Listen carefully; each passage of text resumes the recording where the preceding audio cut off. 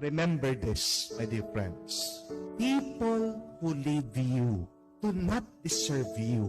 Di po ba? Kung iniwan ka, hindi para sa iyo ang mga taong iyon. And please, do not stay with people who disrespect you. Kung habulin mo yung mga taong ayaw ka at inaabuso ka, pinapahiya ka, dinadown ka, they make you feel bad, please, have a little respect with yourself.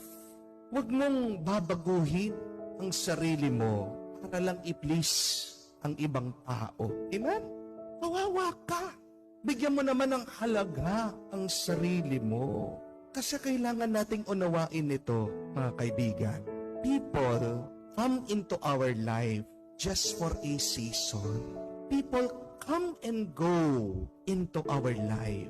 May panahon at may oras lang ang pagdating at pananatili ng ibang tao sa ating buhay. When people leave us, allow them. Why? Because it means they are not for you.